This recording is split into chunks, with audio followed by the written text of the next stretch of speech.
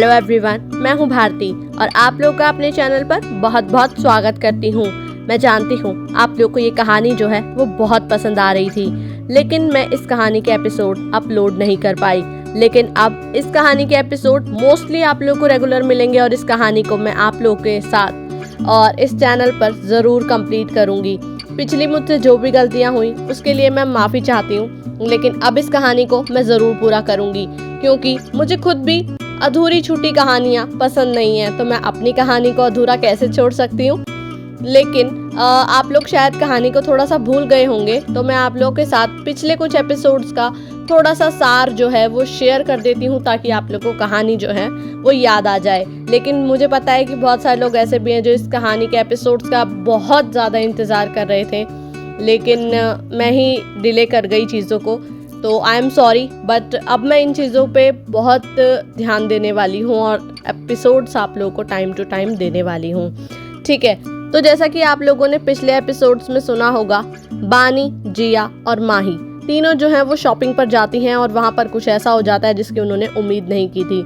लेकिन वंश, चिराग और विवान उन्हें टाइम पर आकर वहाँ पर बचा लेते हैं, लेकिन इन सब चीज़ों के चलते उनके बीच में जो है थोड़ी प्रॉब्लम्स और मिसअंडरस्टैंडिंग जो है वो क्रिएट हो जाती हैं और इसी के चलते वो कुछ ऐसी चीज़ें भी हो जाती हैं जो एक दूसरे को वो हर्ट कर देते हैं। लेकिन इन सब से अलग जो सबसे ज़्यादा जिसके ऊपर बीती या जिसको सबसे ज़्यादा जो है वो परेशानी हुई वो थी माही, क्योंकि विवान का उसको लेकर रवैया क्या है ये आप लोग बहुत अच्छे से जानते हैं। उनके बीच में ऑलरेडी मिसअंडरस्टैंडिंग्स हैं, अब ये चीज़ होने के बाद तो और ज़्यादा चीज़ें जो हैं उनके बीच में बिगड़ जाती हैं। तो किस तरीके से चीज़ें जो हैं वो सेटल डाउन होंगी और इन सब चीज़ों के बीच मिस मून, जिनका बहुत इम्पॉर्टेंट रोल है, उनसे मिलने के लिए वो लोग जाने वाले हैं। अब आगे इस कहानी में क्या होगा, क्या वो मिल पाएंगे या फिर कौन है मिस मून, और बहुत सारे अभी भी राज जो हैं वो खुलने बाकी हैं जो कि आने वाले एपिसोड में आप लोग के साथ खुल जाएंगे। फिर भी अगर आप लोग को जो है वो स्टोरी याद नहीं आती तो आप लोग जाके उसको जो है दोबारा से पिछले कुछ एपिसोड्स को सुन सकते हैं ताकि आप लोग को चीज़ें जो हैं वो समझ में आ जाए। तो अब मैं इससे ज़्यादा इसके बारे में बात नहीं करूँगी, तो चलिए कहानी के अगले भाग की तरफ बढ़ते हैं। Peace villa. वंश के स्टडी रूम में वंश और चिराग मिस मून से मिलने जाने के लिए तैयार थे। विवान इस मीटिंग में नहीं जा रहा था। उसने वंश को इस बारे में इन्फॉर्म कर दिया था, जिसका कारण उसने इम्पोर्टेंट मीटिंग बताई थी और वो बीच में भी उन्हें ज्वाइन नहीं कर सकता था क्योंकि वो सुबह तक ही वापस आने वाला था। वंश और चिराग ने भी ज्यादा ध्यान ना देते हुए उसकी बात मानकर उसे जाने को कह दिया था, लेकिन विवान ने उनसे झूठ कहा था। इस बारे में वो अनजान थे। खैर, चिराग और वंशी इस मीटिंग को अटेंड करने जा रहे थे। कुछ देर बाद दोनों अपने बॉडीगार्ड्स के साथ विला से बाहर निकल जाते हैं। करीब आधे घंटे बाद उनकी गाड़ियों का काफिला होटल सनशाइन के बाहर आकर रुकता है। वंश और चिराग दोनों एक साथ गाड़ी से बाहर आते हैं। बॉडीगार्ड्स दोनों को कवर करते हुए होटल के अंदर ले जाते हैं और उन्हें उनके प्राइवेट रूम तक सेफली पहुंचाकर खुद उनके रूम के बाहर खड़े हो जाते हैं। वंश और चिराग रूम के अंदर आकर देखते हैं तो वहाँ एक लड़का सोफे पर बैठा दिखाई उन्हें देता है, जिसकी आंखों पर चश्मा लगा था। उसके हाथ में एक फाइल थी। उसकी उम्र यही कोई 23-24 होगी। उस लड़के को देखकर चिराग के चेहरे पर कंफ्यूजन झलकने लगता है। वो उसे कंफ्यूज्ड एक्सप्रेशन के साथ देखते हुए कहता है, तुम कौन हो? यहाँ तो मिस मून को होना चाहिए था। डोंट टेल मी कि तुम ही वो हो, नंबर 1 हैकर मिस मून, जो कि एक लड़की की प्रोफाइल बनाकर हैकिंग वर्ल्ड पर राज कर रहा है। चिराग की बात सुनकर वो लड़का जल्दी से सोफे से उठते हुए कहता है, नहीं सर, जैसा आप सोच रहे हैं वैसा कुछ नहीं है और ना ही मैं ऐसा कुछ करता हूँ। उस लड़के की बात सुनकर चिराग अपनी आईब्रो सिकोड़ते हुए कहता है, तो तुम कौन हो और यहाँ क्या कर रहे हो? कहीं तुम कोई...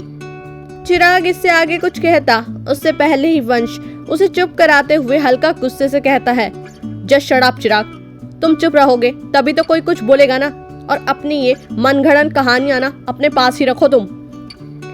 वंश की बात सुनकर चिराग मुंह बनाते हुए कहता है, हाँ ठीक है, मैं नहीं बोल रहा, अब खुश? चिराग की बात सुनकर वंश एक नजर चिराग को देखकर अपनी नजरें उस लड़के की तरफ करते हुए कहता है, बोलो।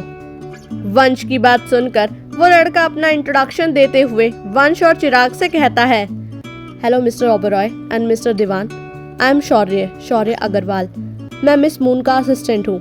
एक्चुअली मैं भी उनके साथ ही मीटिंग में आने वाला था, लेकिन उन्हें आने में थोड़ा टाइम लगेगा, इसलिए उन्होंने मुझे पहले भेजकर आपको सॉरी कहने को कहा है। बट वो कुछ देर में यहाँ पहुँच जाएंगी और उन्हें उम्मीद है कि आप उनकी प्रॉब्लम समझकर कुछ देर उनका इंतजार करेंगे। शौर्य की बात सुनकर वंश कोई जवाब देता उससे पहले चिराग नाराजगी से कहता है, तुम्हारी बॉस पंक्चुअलिटी में बिलीव नहीं करती है ना, तभी तो खुद टाइम देकर हमें वेट करवा रही हैं। How unprofessional she is. Chirag की बात सुनकर शौर्य कोई जवाब देता उससे पहले वंश चिराग को घूरते हुए कहता है, तुम्हें नहीं लगता तुम्हें अपना मुंह बंद रखना चाहिए।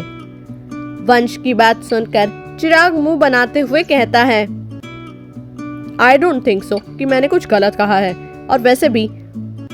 चिराग अपनी बात पूरी करता उससे पहले ही वंश उसे बीच में रोकते हुए कहता है, चिराग अब अगर तुमने एक भी फालतू बात की तो मुझसे बुरा कोई नहीं होगा, समझे तुम। वंश की बात सुनकर चिराग खुद में बड़बड़ाते हुए कहता है, हाँ तुमसे बुरा है भी कौन।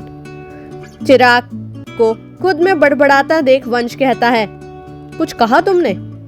वंश की बात सुनकर चिराग झूठी मुस्कान देते हुए कहता है, नहीं मैं क्या कह सकता हूँ।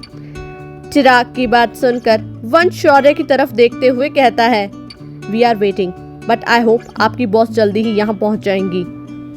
वंश की बात सुनकर शौर्य पोलाइटली कहता है, यस सर। शौर्य का जवाब सुनकर वंश और चिराग वहीं रखे सोफे पर बैठ जाते हैं, क्योंकि उनके पास वेट करने के अलावा कोई दूसरा ऑप्शन नहीं था। वैसे तो वंश कभी किसी का वेट नहीं करता था, क्योंकि उसके लिए टाइम और पंक्चुअलिटी बहुत मैटर करती थी, लेकिन मिस मून से मिलना उसके लिए बहुत ज़रूरी था, इसलिए वो वेट करने को तैयार था। लेकिन कब तक ये कहना मुश्किल है। वहीं दूसरी तरफ पीस विला में चिराग और जिया के रूम में जिया मिरर के सामने खड़ी होकर खुद को निहार रही थी। आज वो बहुत अलग लग रही थी। उसके चेहरे पर एक अलग ही तेज था। उसके साथ साथ आज उसने एक फॉर्मल ड्रेस को कैरी किया हुआ था, जो उसे रोज से अलग दिखा रही थी। लेकिन आज एक चीज अलग और अजीब भी थी, और वो था मास्क। जिया ने अपने चेहरे को एक मास्क से कवर किया हुआ था। शायद वो अपनी पहचान किसी से छुपाना चाहती थी। क्यों और किससे, ये तो हमें आगे पता चल ही जाएगा। पर इस मास्क के बावजूद वो बहुत खूबसूरत लग रही थी। जिया खुद को मिरर में देखते हुए धीमी आवाज में कहती है, आई एम कमिंग बिकॉज एक मुलाकात जरूरी है सनम। इतना कहकर वो हल्का मुस्कुराती है और मुड़कर दरवाजे से बाहर की तरफ जाने लगती है।